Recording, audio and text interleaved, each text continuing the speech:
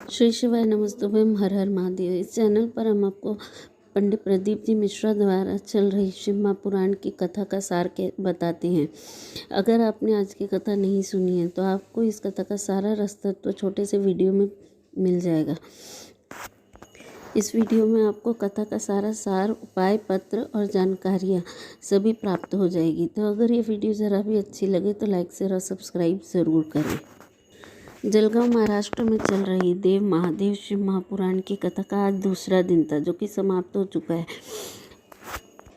ये 7 दिवसीय कथा है जिसका आज दूसरा दिन था। आज की कथा शुरू होते ही गुरु जी ने बताया कि परमात्मा ने जो हमें 5 इंद्रियां दी हैं उनका हमें सदुपयोग करना चाहिए। जैसे आँख केवल दर्शन मात्र के लिए नहीं होती। दर्शन करना केवल उसी को नहीं कहते कि हम मंदिर गए या कोई गुरु के दरवाजे पर गए तो उनका दर्शन किया। दर्शन का एक मतलब ये भी होता है कि हम जिससे भी मिले, चाहे वो जो भी प्राणी हो, चाहे वो जो भी लोग हो, उससे जब हम मिले तो उसके अंदर की अच्छाई देखनी चाहिए। दर्शन का एक मतलब ये भी होता है। आगे जानकारी गुरुजी ने दी कि कथा सुनने जितने भी लोग आते हैं उनकी 3 चीज़ें समाप्त हो जाती है। पहला है भूख। आदमी जब कथा सुनता है तो उसे भूख प्यास कुछ नहीं लगता। जब उसका मन कथा में लग जाता है तो वह केवल कथा सुनता है, उससे अपनी भूख की भी कोई परवाह नहीं होती। दूसरा है भोग। भोग यानी जब कथा पंडाल में आप बैठते हैं तो वहाँ ना एसी होता है, ना कूलर होता है, ना कोई बार बार आपको चाय पकड़ाता है और न ही कोई विशेष आइटम आपको खाने को मिलता है। पर फिर भी आप ये सब चीज़ को त्याग कर कथा पंडाल में आराम से बैठकर कथा सुनते हैं तो आपका भोग भी ख़त्म हो जाते हैं। और तीसरा है भोजन। जब आप घर पर रहते हैं तो आपका रोज़ मन करता है कुछ न कुछ बनाकर खाने की, आपकी रुचि होती है।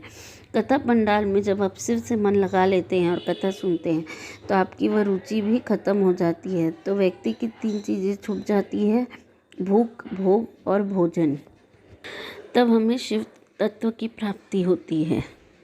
आगे की जानकारी में गुरुजी ने बताया कि सांप, बिच्छू, कुत्ता, कोई भी जानवर अगर काट लेता है तो उसका इलाज है, डॉक्टर उसका इलाज कर देते हैं।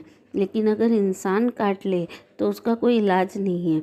गुरुजी के कहने का मतलब है इंसान में जो जलन, ईर्ष्या भाव, नफरत इत्यादि होती है या किसी को बर्बाद कर देने की जो भावना होती है उसका कोई इलाज नहीं होता। आगे की जानकारी में गुरुजी ने दी कि हमें संसार के लोगों से कोई आस नहीं रखना चाहिए।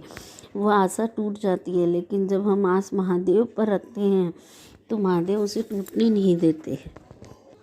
आगे गुरुजी ने बताया कि 16 तारीख से 20 तारीख तक 5 दिवसीय शिव महापुराण की कथा अमरावती में होगी। इस कथा के बाद जो कि 1 बजे से 4 बजे तक टीवी पर आएगी और इस कथा का नाम है अम्बेश्वर अम्बा विघ्नेश्वर शिव महापुराण की कथा।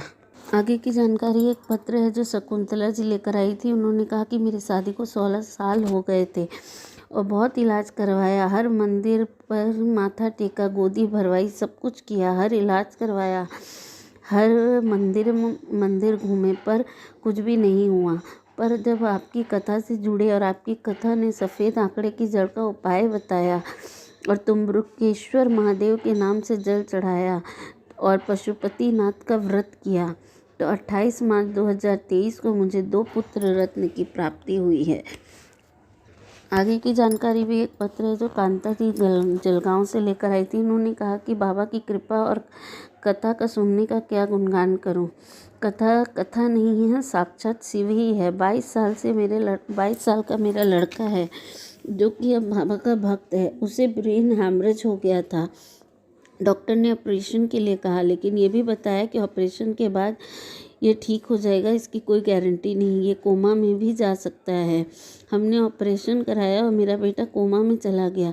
डॉक्टर ने कहा इसे यहाँ कब तक रखोगे, इसे घर ले जाओ। और डॉक्टर ने हमें ये भी बताया कि मेरी पत्नी किसी सीहोर वाले महाराज की कथा सुनती है, आप भी इसे वह कथा सुनाइए।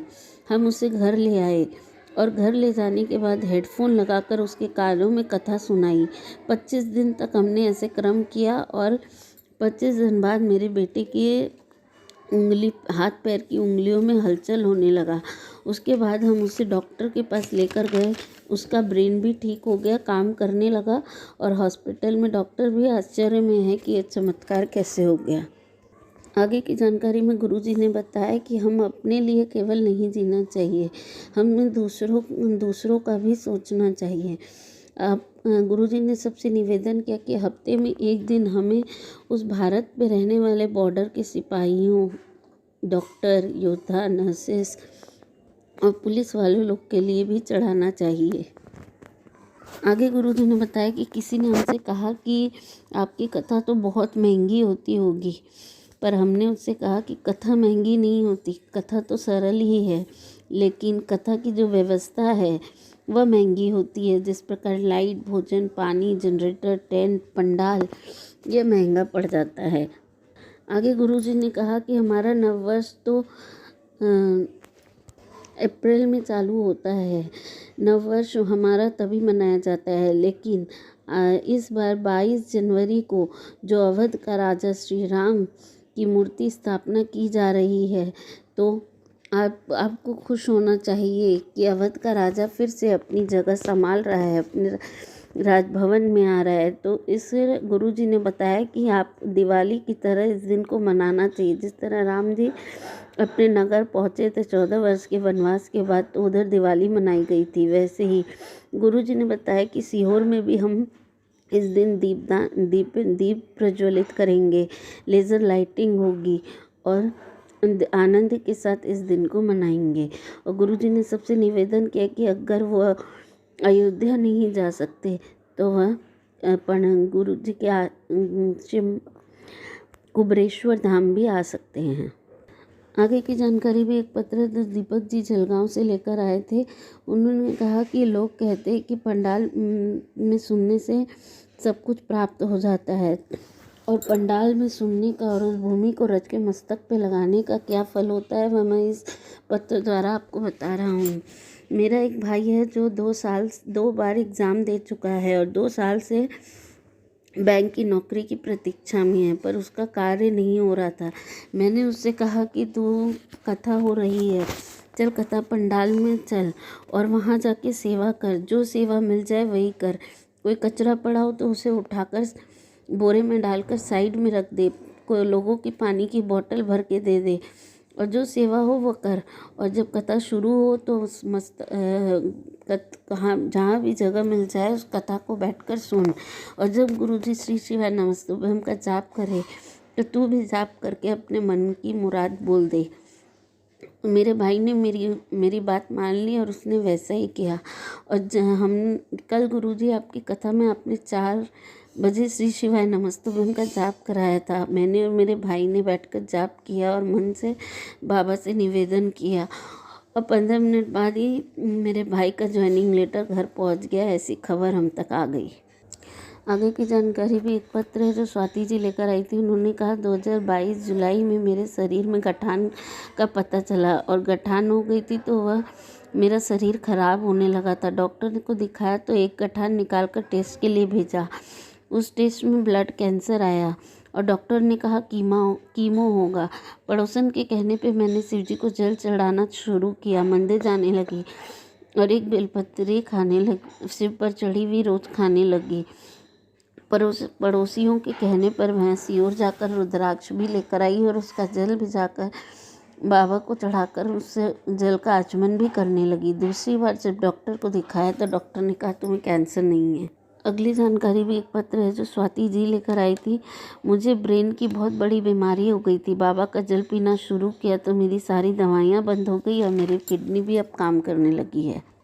गुरुजी ने सबसे निवेदन किया कि जब आप सोते हैं तो आप 5 बार श्री शिवाय नमस्तुभ्यम का जाप करें, और जब आप उठते हैं तो भी आप 5 बार श्री शिवाय नमस्तुभ्यम का जाप करें।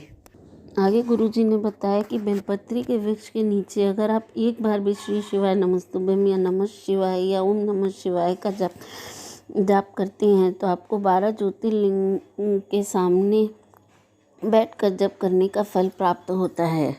आगे गुरुजी ने बताया कि नारी जो जाप करती है उसे शुरू में ओम नहीं कहना चाहिए, उसे ओम नमः शिवाय कहना चाहिए, और जब पुरुष जाप करते हैं तो उसे ओम नमः शिवाय कहना चाहिए। जैसे जब स्त्रियां कहेंगी तो वो कहेंगी नमः शिवाय, ओम नमः शिवाय, और जब पुरुष जाप करेंगे तो वो ओम नमः शिवाय, ओम नमः शिवाय जाप कर सकते हैं। आगे की जानकारी में गुरुजी ने बताया कि अगर हम एक बेलपत्र अपने हाथ में पकड़कर अगर श्री शिवाय नमस्तुभ्यम या नमः शिवाय या ओम नमः शिवाय का जाप करते हुए शिवलिंग पर चढ़ा देते हैं तो हमें 1000 बेलपत्र चढ़ाने का फल प्राप्त हो जाता है। अगली जानकारी भी एक पत्र है जो वैष्णव जी जलगांव से लेकर आई थी। उन्होंने कहा, 1 लोटा जल का क्या बखान करूं, मेरे बेटे को ब्रेन ट्यूमर हो गया था। ऐसी गठान थी कि डॉक्टर भी ऑपरेशन करने से मना कर दिया था। उन्होंने कहा कि ये गठान ऐसी जगह है जिसका ऑपरेशन नहीं कर सकते। 1.5 साल तक हम मुंबई हॉस्पिटल में रहे, फिर उसे घर लेकर आए और मेरी ननद के कहने पर हम सियोर वाले महाराज की कथा सुनने लगे। ननद ने बताया, सियोर वाली महाराज की कथा आती है, उसे सुनो। हम सुनने लगे। कथा सुनकर हमने जल चढ़ाना शुरू किया तो मेरी बेटी थोड़े थोड़े ठीक होने लगी। फिर एक दिन उसे पेट में दर्द हुआ तो हमने सोनोग्राफी कराई, उसमें फिर से गठान आई।